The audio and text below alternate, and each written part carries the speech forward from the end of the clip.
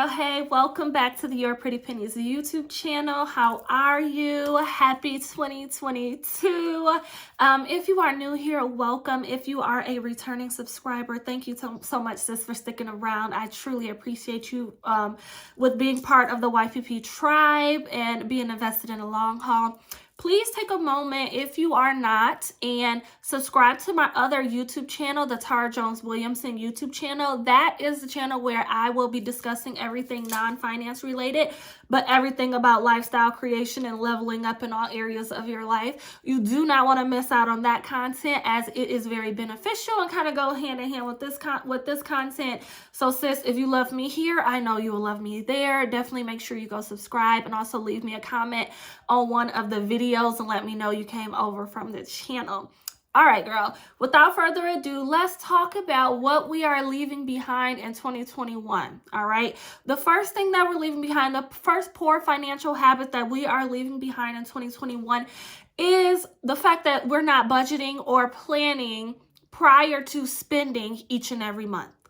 When you create a monthly budget, what you're doing is saying, okay, here's my income. Here are my anticipated expenses. This is how I'm going to make sure I can pay everything and have some money left over for my financial goal.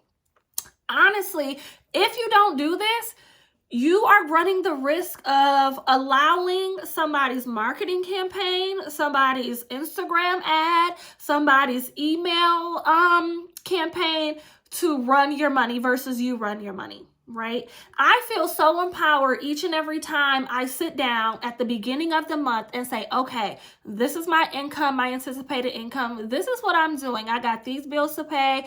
I got these things to fund. I'm putting aside this amount of money in my savings account, this amount of money in my investment account, this amount of money towards whatever the case is, right? If you do not do that, guess what? You are going to get paid, and each and every time you get paid, you're just going to start spending.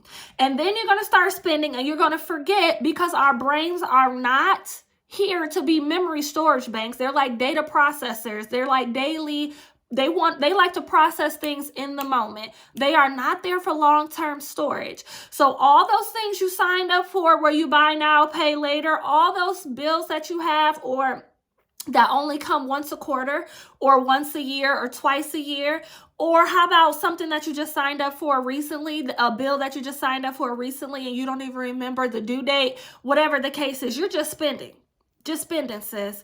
And then you don't even realize that these deductions are going to start coming out of your account. Right? These things are going to start coming out of your account because you can't remember what the due date was or when it was supposed to be coming out. And that's how people start overdrafting, or that's how people start relying on the need to have credit cards and things like that and run up credit card debt, because you're not being intentional with your money.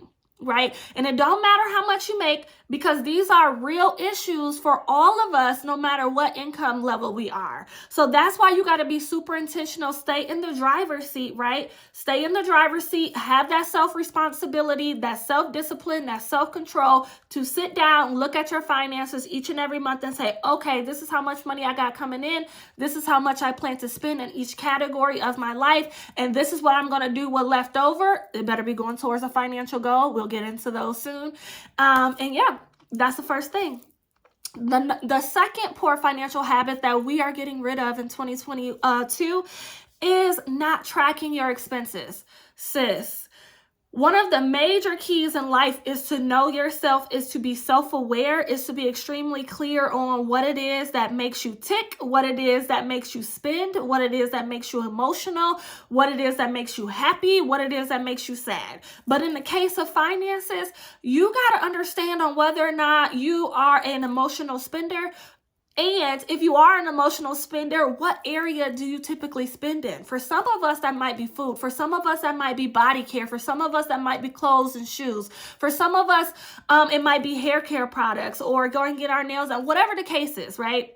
We got to be very clear on how we are spending our money throughout the month, so where we can kind of keep an eye on if we are getting overly emotional, or if we have a bad day, if we have a bad week, we're not blowing our budget based on our emotions. All right. So if you know that you don't have much self-control in Macy's, sis, You only will know that, first of all, by tracking your expenses and saying like, oh my goodness, every time I walk up into Macy's, I tell myself I'm only spending $100, but I come out with $500 worth of makeup. Or every time I go into Target, I tell myself I'm only spending $100, but I come out with $250 worth of stuff. You're only going to understand and know all these things about yourself once you actually take the time and track your expenses and look back at your finances and say, okay, this is the area I spend in.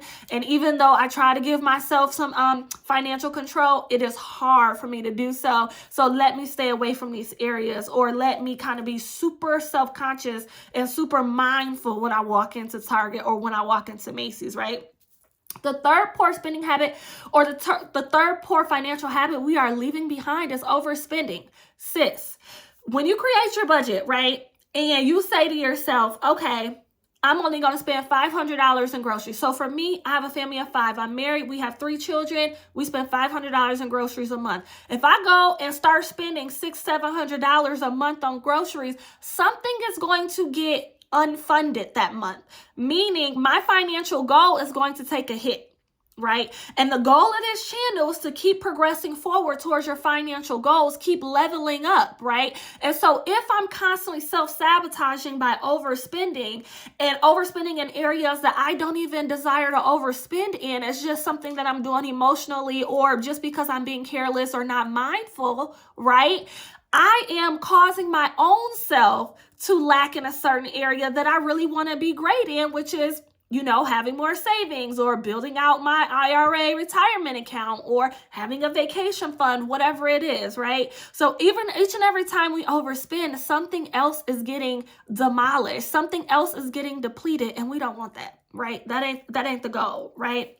The fourth thing that we're going to leave behind in 2021 is financial FOMO. Sis, I already know. There are times where we are caught off guard and we didn't even know that perfume was about to drop, or we didn't even know Beyonce's Ivy Park and Adidas collab was about to have another drop, and we like that jacket, or we like them leggings. I didn't even know that Shark. I love to go to the gym now, so Gymshark always are having like new drops or whatever, new collections. My favorite boutiques are always having new collections, right? Didn't even know, wasn't even aware, didn't even know they was having one coming up, right? And so you will be like, oh my gosh, if I don't spend, if I don't get my size right now, it's going to be out. It ain't coming back. They don't restock. It's going to take forever, right? To me, that's fear. That's financial FOMO. When you are ready to dip into your savings, to not fund your retirement account or not fund your financial goal, just so you don't miss out on something that literally 24 to 48 hours before then you didn't even know was a thing. You wasn't even thinking about a new track jacket. You wasn't thinking about a new handbag. You wasn't even thinking about a new perfume, because we already got so many. And yet you are like, you know what? If I don't get this right now, it's going to be gone forever. And we all know that is not the case. We all know boutiques restock. We all know websites restock. We all know that it might not even sell out, and it'll be there next month when you have it in your budget to set aside money to get that said thing, right? So what we're not going to do is succumb to fear, to financial FOMO, where we feel like we got to buy everything today. Otherwise, it's going to be gone forever in the face of the earth, and our lives ain't going to be as great as we want it to be, because we don't have this one item, and we're going to leave that money in savings. We're going to make sure we allocate we're going to stick to our budget. Let's put it that way. We're going to stick to our budget, and we're going to leave that money in savings, and we're just not going to pull out that credit card and incur more credit card debt over something that we can get next month with our cash. All right. The fifth thing is savings. Now, I'm going to have to snatch some edges on this, because the statistics say that 80% of people in the U.S. cannot withstand a $500 to $1,000 financial emergency without using credit card debt, without getting a loan or something like that. They don't got money set aside in the bank that's liquid that they can easily access if they need $500 to $1,000 real quick. Now, I ain't saying it's you, but I'm saying that 80% of the population. So if we look around to our left and our right, chances are it's one of y'all, right? It's one of us, right? Or many of us, actually. So I don't want you to be in that spot this year and going forward. you should be able to withstand a financial emergency of $1,000 or less. And what this means is you got to not only develop the habit of putting aside money in a savings account, but leaving it there. Gone is the, okay, I put $500 in there, but I'm going to take $250 out because that financial FOMO kicking in, and I got to make sure I get these shoes because it's going to sell out, and then I'll pay myself back, right? How many times we just said that? I'm just going to pay myself back. I'm just going to pay that account back when I get my check next week. You already got other stuff you need to pay for. You got some bills that's going to come out, sis, that you got to cash flow. So you can't pay yourself back. Otherwise, you're going to be in a hole on that, and then you're going to have to dip back into that savings in order to do that too. Right? And that's how you have that vicious cycle of building up your savings and depleting it, and building up your savings and depleting it, and building up your savings and depleting it. We leaving that back in 2021. We're not bringing that in 2022. We gonna put money to the side each and every time we get paid. We're going to put it in that account, and we're going to leave it there. We're going to act like we sent that thing to Wells Fargo. We're going to act like we sent it to at Comcast or Xfinity or whatever cable, but we're going to act like we sent it to Netflix and Apple Music, right? If you send them money, you can't get that money back. If you pay a bill, that bill ain't ready for you to re-access. That's how you need to look at your savings account. Once I put money in here, it is no longer available to me. I better act like I done sent it to Disney Plus or Apple Music or Netflix or somebody, right? It is no longer accessible, so you can continue to build your savings each and every month, and you have a positive savings rate.